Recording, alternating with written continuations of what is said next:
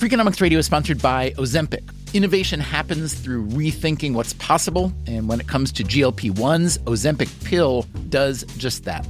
Learn more about Ozempic semaglutide tablets, 4 and 9 milligrams, by calling 1-833-OZEMPIC or visit Ozempic.com to view the medication guide and ask your doctor what's possible with FDA-approved Ozempic pill.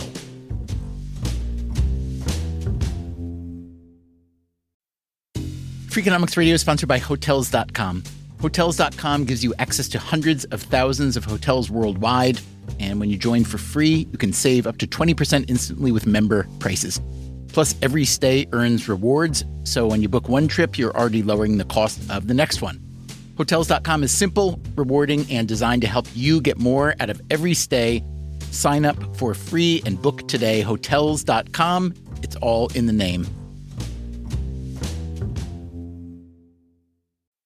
Freakonomics Radio is sponsored by Amica.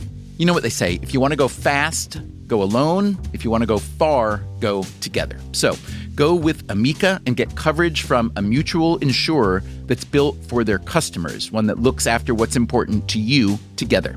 Auto, home, life, and more, coverage that fits your unique needs.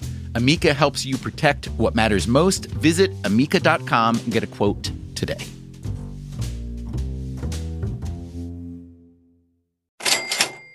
Actually, one area that in my failure to apply these very same principles was when I was learning to drive.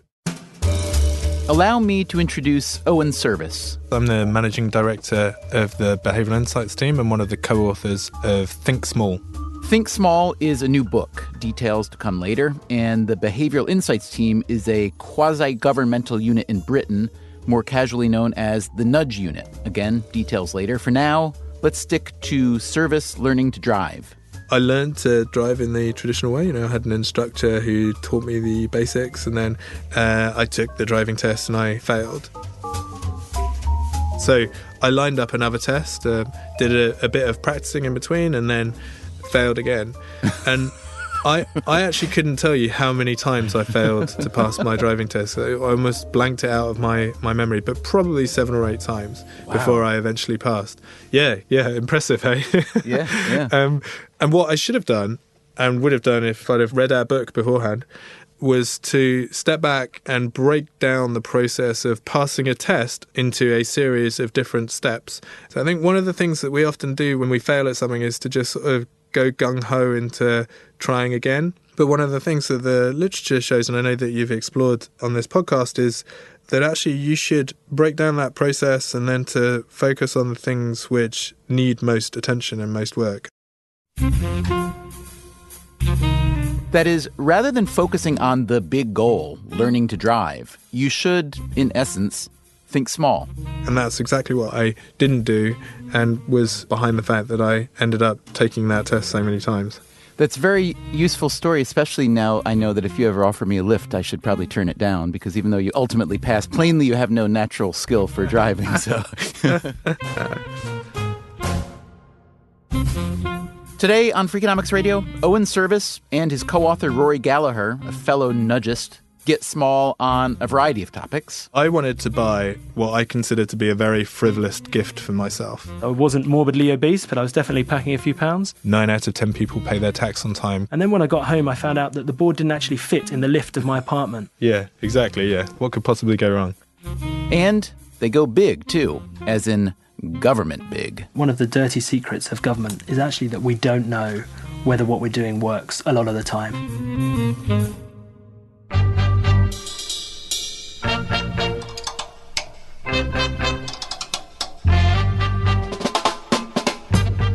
From WNYC Studios, this is Freakonomics Radio, the podcast that explores the hidden side of everything. Here's your host, Stephen Dubner. We've just met Owen Service. Owen Service is a nice aptonym for someone in public service. Do you think your name played a role in your destiny? It's a good question from one of the authors of Freakonomics.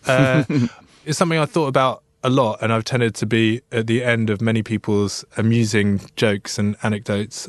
But the reality is that you can get the word service into so many different contexts that I could have been preordained to take a number of different routes. The National Health Service or on Her Majesty's Secret Service.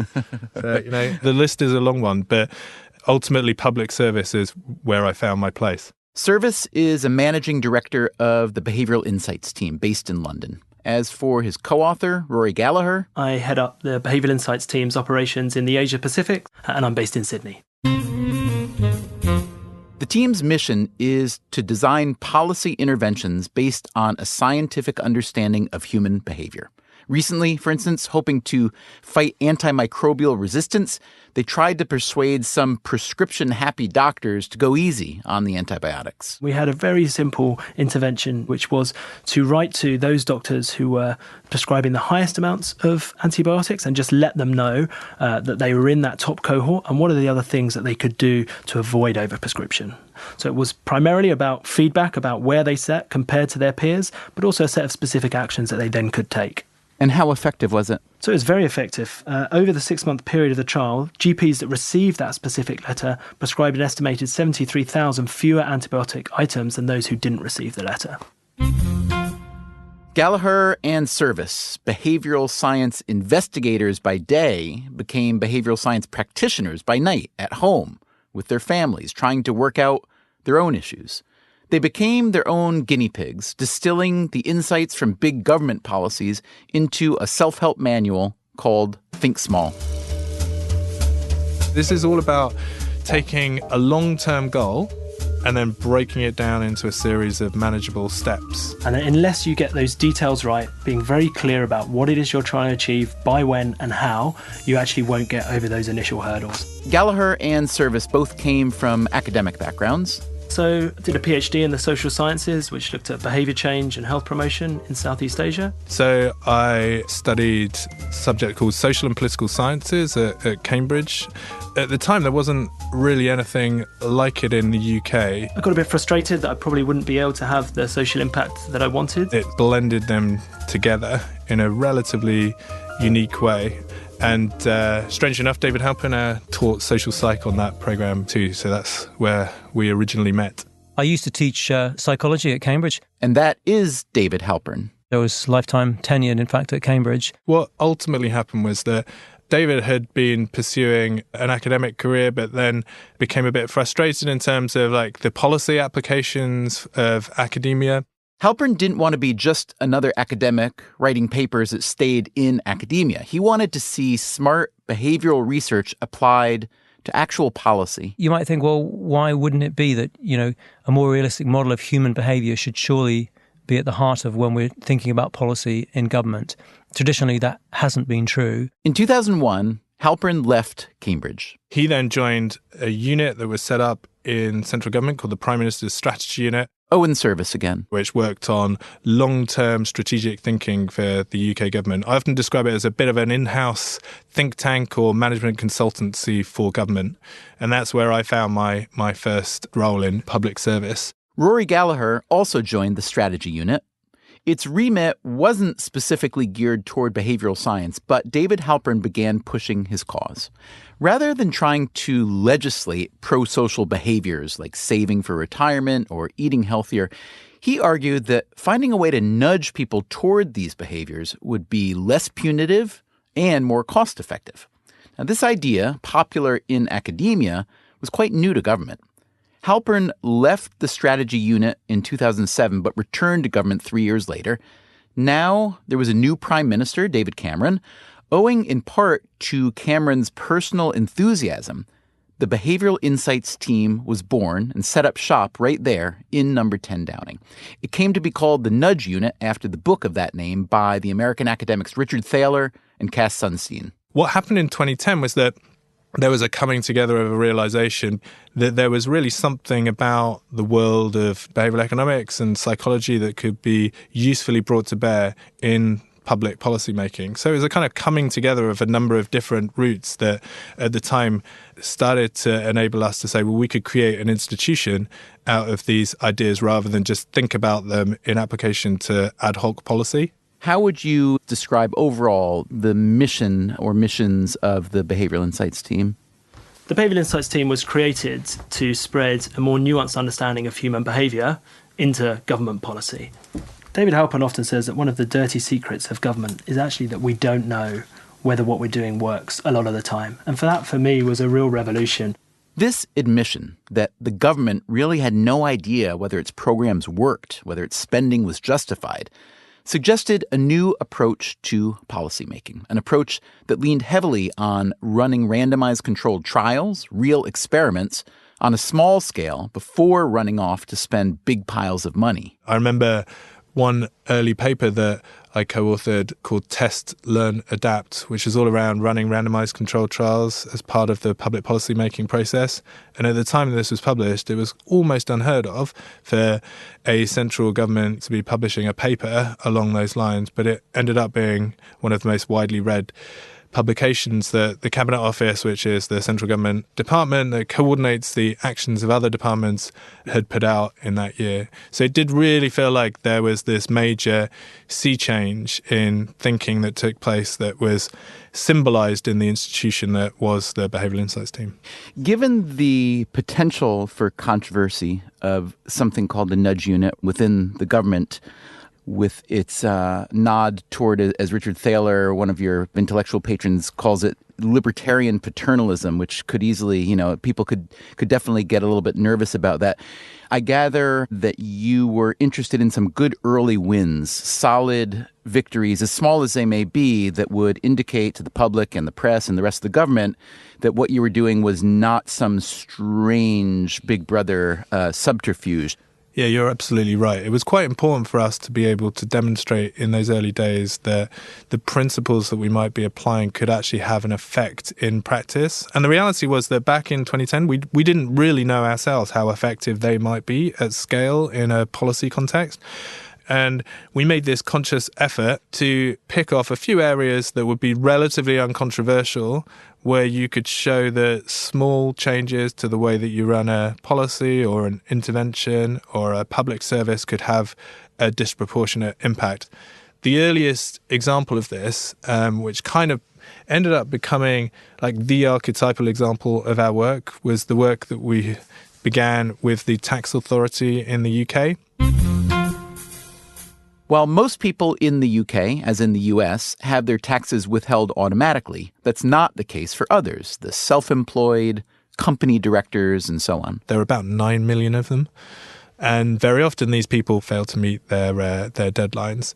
And the particular group of people in some of these earliest trials, of which there were probably around 40 to 45,000 individuals, and each of them owe, on average, around £5,000. So we're talking about like fairly substantial sums of money. To those delinquent taxpayers, the nudge unit invoked what psychologists call social norms. We are influenced by what we see other people around us doing, and that very often we underestimate the good behavior of others, and drawing attention to what positive behaviors other people are actually doing as opposed to what we perceive them to be doing can have a strong positive impact. For instance, the fact that most people pay their taxes on time is a social norm. So the nudge unit sent out a number of letters with different wordings to see which one would best persuade the tax delinquents to pay up. The winner? No threats, no cajoling. It simply read, 9 out of 10 people in the UK pay their taxes on time. You are currently in the very small minority of people who have not paid us yet.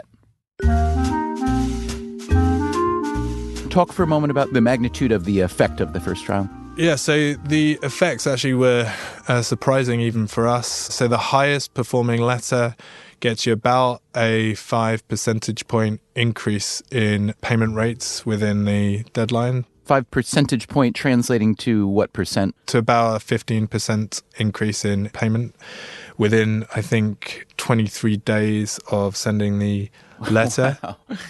At the cost of close to zero, yeah? Yeah, close to zero. That was what really started to pique the interest of other government departments. Indeed, the nudge unit was beset by requests for help from within the British government and elsewhere. It began to consult with a number of governments and set up some satellite offices in New York, Singapore, and Sydney. It inspired a similar unit in the States. We covered that in an earlier Freakonomics Radio episode called The White House Gets Into the Nudge Business. Although we should note that was the Obama White House. The Trump White House isn't very into the nudge business, at least not yet. The original British nudge unit, meanwhile, has ensured its longevity by going quasi-private. So the unit is co-owned by the UK government, the Cabinet Office, Nesta, a social innovation charity, and the employees. And the nudge unit's success led Rory Gallagher and Owen Service to want to spread the gospel via their book, Think Small.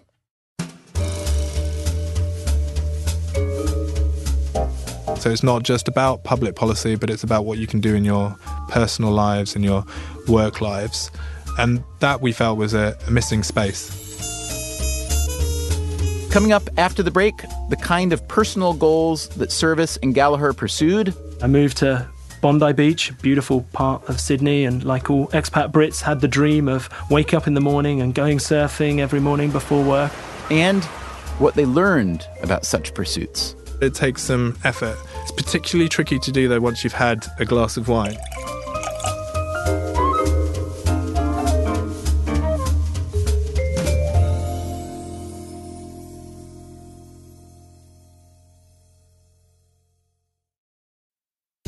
Freakonomics Radio is sponsored by Ozempic. Innovation happens through rethinking what's possible, and when it comes to GLP-1s, Ozempic pill does just that.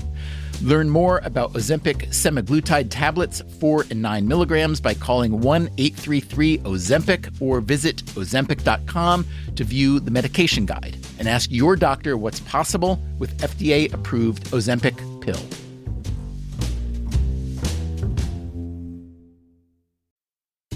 Freakonomics Radio is sponsored by Southern New Hampshire University. The best investments are the ones you make in yourself, and no one knows that better than Southern New Hampshire University. With more than 200 online degree programs, no set class times, and low online tuition, Southern New Hampshire University is built to fit your life today and set you up for success tomorrow. Education is an investment. Why not make it a smart one? Apply for free at snhu.edu/Freakonomics. Freakonomics Radio is sponsored by Southern Company. The world and its energy needs are always changing. Southern Company's commitment to meeting this demand stays the same. That's because Southern Company believes energy is more than a utility, it's what powers possibilities. So they are looking ahead and investing $80 billion in infrastructure upgrades and are committed to fueling growth in ways that benefit all customers so that reliable and affordable energy is accessible for generations to come. Go to southerncompany.com to learn more. Southern Company, building the future of energy.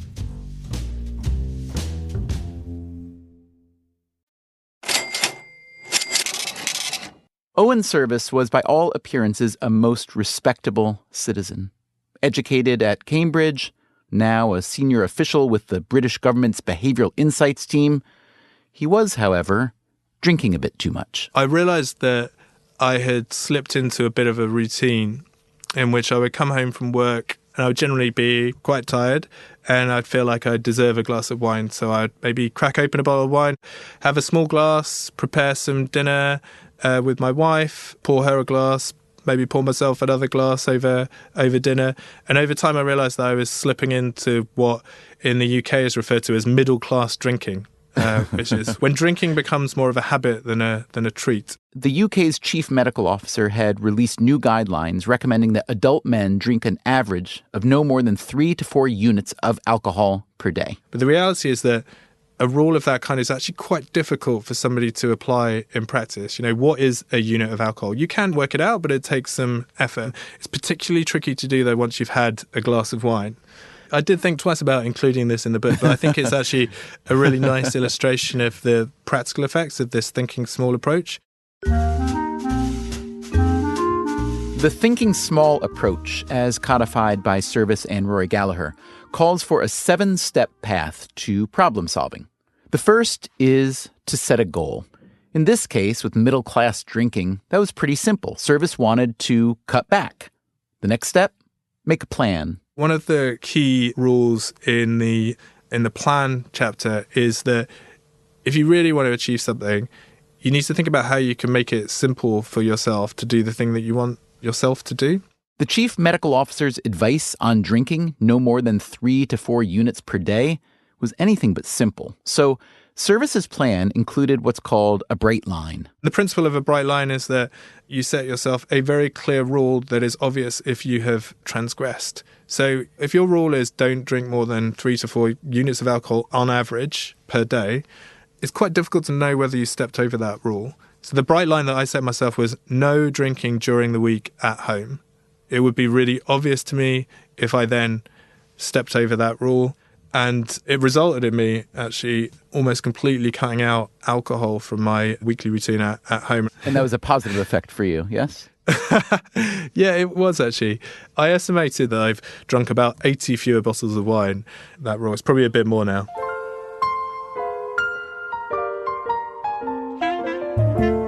After the goal and the plan comes step 3, making a commitment. Let's say, for instance, you've made a commitment to exercise. Rory Gallagher, before he moved to Australia, had set a goal of keeping fit. He made a plan by joining a gym near his home in London. But he almost never went to the gym. I was often working late in the office, and by the time I commuted back, I was too tired to go to the gym. So in this case, I thought that the simple fix here would be simply to move that gym, rather than being where I lived, to being at work. But actually, I found that didn't quite have the effect that I had hoped it had. Because it was right on the doorstep of my work, I could always put it off for the next day. Then Gallagher had an idea. He commandeered the whiteboard in the Nudge Unit's office. And I wrote up very clearly for all of the team to see that I would go to the gym twice a week for the next 3 months. Voila, a commitment made in public, which increased the stakes. He didn't want his colleagues to see him fail. But there was another component, a commitment referee, someone willing to keep you on task. Gallagher says that significant others are terrible referees. When you don't feel like following through, they'll conspire with you to let you off the hook. Instead, he turned to a colleague, which happened to be Owen Service. I asked Owen to be my commitment referee to see if I actually followed through on this, but I also wanted to use a sort of reward to help give me that turbo boost or an incentive. A reward. That's the 4th step in thinking small. Reward is about putting something meaningful at stake, using small rewards to build good habits. For instance, if you go to the gym as planned, you'll allow yourself to binge watch your favorite TV show while you're working out. We explored this pairing in an earlier episode. It's called temptation bundling. So what if you only let yourself get a pedicure while catching up on overdue emails for work? That's Katie Milkman from the University of Pennsylvania, who coined the phrase. Or only let yourself go to your very favorite restaurant whose hamburgers you crave while spending time with a difficult relative who you should see more of. Those would all be examples of temptation bundling. In these cases, there's a positive reward attached to a behavior that's hard to commit to. You could, of course, also attach a punishment instead of a reward. That's what Rory Gallagher decided to do with his exercise commitment, and he picked the worst possible punishment he could imagine. I said that if I didn't follow through on that commitment, if I didn't meet that goal, that I would wear the shirt of the enemy team, Arsenal, to the office, who Owen happened to support at the time. You're a Spurs supporter, I understand? I am, that's correct. And so you hate Arsenal with every fiber in your body? I wouldn't go that far, but they're certainly not our closest friends. Do you think the punishment of possibly wearing the Arsenal jersey was what actually was most successful in urging you to follow through on your commitment? I actually think it was a combination of things. So first was actually being very specific about what my goal was. So before that, it was to get fit or go to the gym. But I didn't have a specific goal, and in this case, this was to go twice a week for 3 months. I then made it very public and accountable, so rather than just thinking that in my own head, it was up in the middle of the office for everyone to see, and each week I had to tick off which days I had been to the gym. So there was a public accountability element to it, and then finally there was that punishment waiting for me at the end, which I couldn't bear to face. And how often did you then go to the gym during those 3 months? I did manage to stick to that. In fact, often more than twice. So Gallagher never had to put on that Arsenal jersey, which, as a Spurs supporter, was its own reward. But, he says, it is important to note that rewards can often backfire, even financial rewards. Consider a study by the economists Bruno Frey and Felix Oberholzer G. It concerned the Swiss government's plan to build a facility to store nuclear waste. In surveys, roughly half of Swiss respondents said that despite the risk, they'd be okay with having that facility in their community. When asked why, they articulated a sense of civic duty. But then, when the economists reframed the survey and attached a reward of several $1,000s per person per year for living near such a nuclear waste facility, they got a surprising result. What they found is when they offered financial compensation for that, people's willingness to accept that actually went down.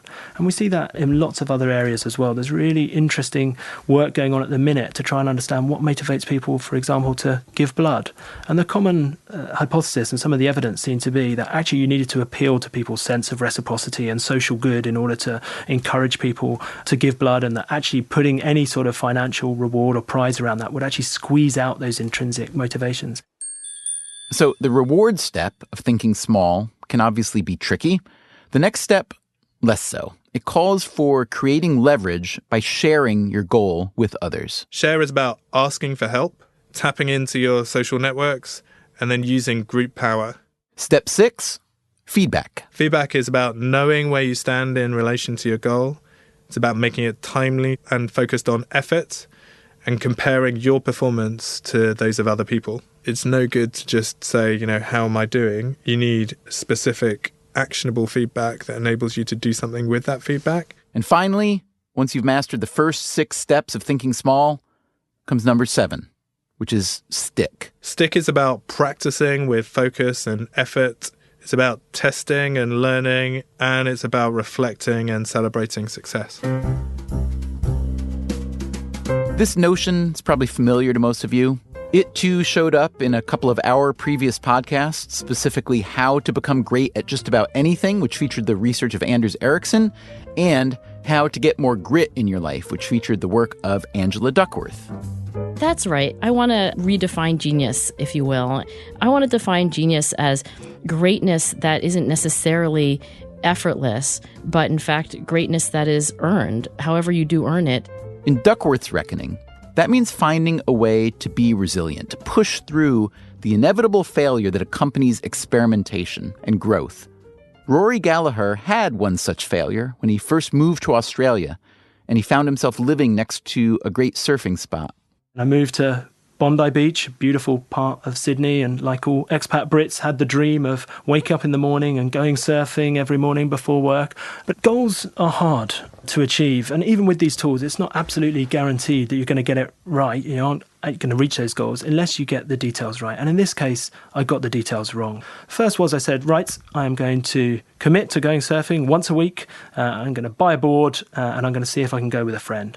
But I got crucial details wrong in each of those aspects. So the first problem was, although I made a commitment, I didn't say specifically what day, and partly because surfing depends on the conditions, how big the waves or how small. It was very easy for me to say, well, the conditions aren't quite right today, I'll go another day. And because I was doing other things like going for beach runs and cycling, I was able to sort of give myself the fallback that, well, I'm doing other fitness work, so it doesn't really matter.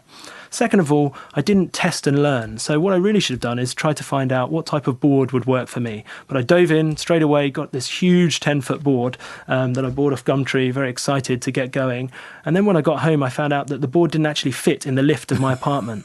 So in order to even get it out of the building, I required my partner to help me down this very tight stairwell, which someone took out the sort of spontaneity of waking up in the morning and going surfing when you require a hand just to get it out of the building.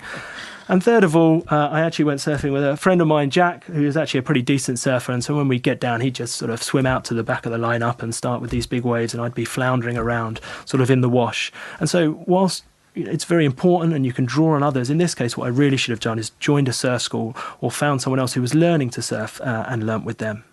I have to say, it's very comforting that someone as smart and experienced as yourself can fail so badly. Of course, look, as I said, achieving goals is a difficult thing, and it's important to recognise where things aren't working.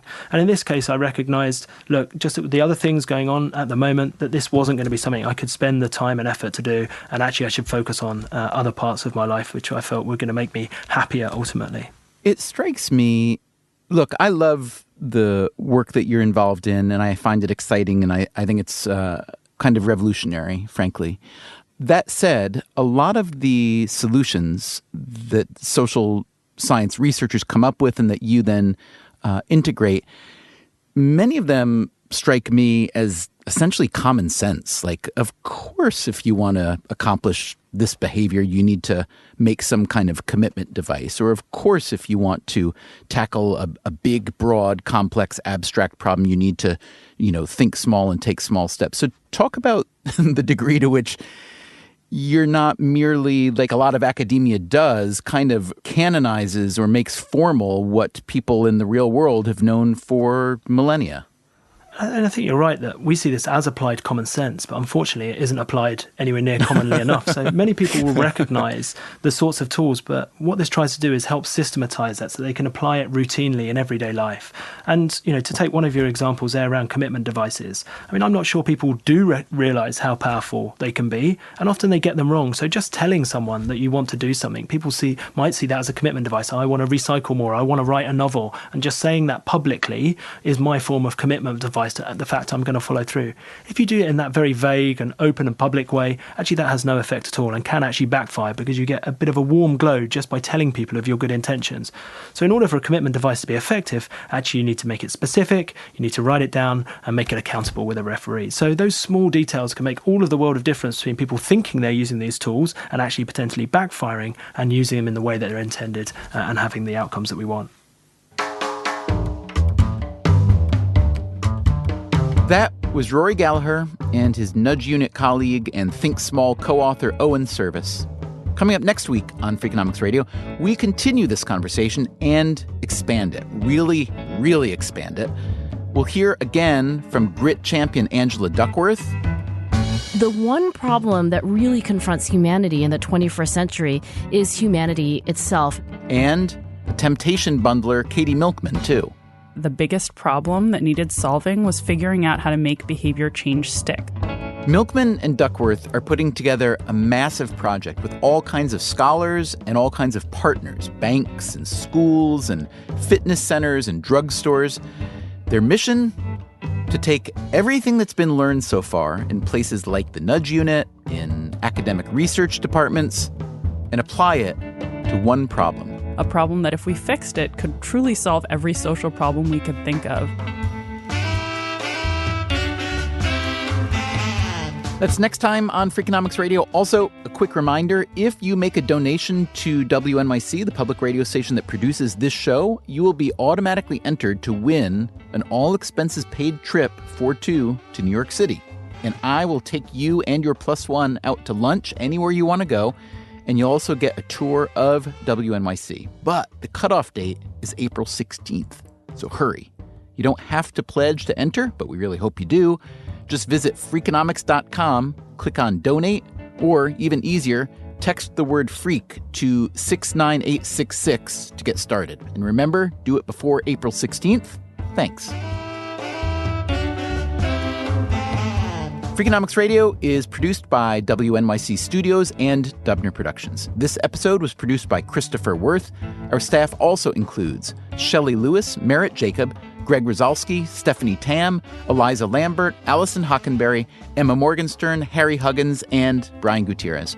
You can subscribe to Freakonomics Radio on iTunes, Stitcher, or wherever you get your podcasts. You should also check out our archive at Freakonomics.com, where you can stream or download every episode we've ever made, or read the transcripts and look up the underlying research. You can also find us on Twitter, Facebook, or via email at radio@freakonomics.com. Thanks for listening.